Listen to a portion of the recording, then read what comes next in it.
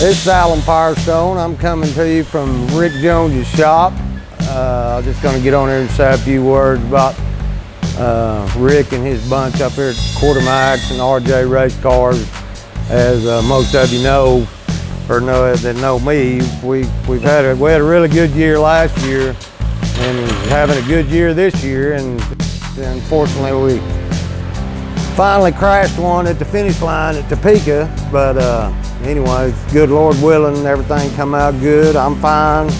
The car was hurt a little bit, but as you can see, they're checking the rollout on it now, and everything looks really, really good, and we're hoping to get back at it at the U.S. Nationals. And I just wanted to get on here and say a few words about RJ's bunch. I mean, they're as good as gold.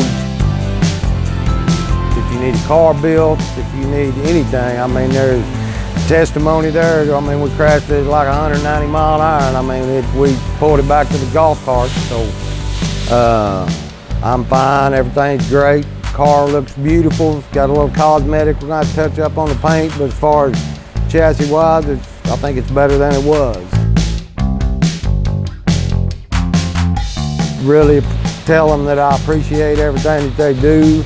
They're as good as they are in the business, and if y'all need anything, make sure that you come see Rick. He'll take care of you. He always has. So he was one of the first ones that called whenever it was wrecked, because he knows where we're at as far as in points this year, and we want to continue building from that. And a lot of good racers out there, so we got a lot of work to do yet, but at least we can get right back after it.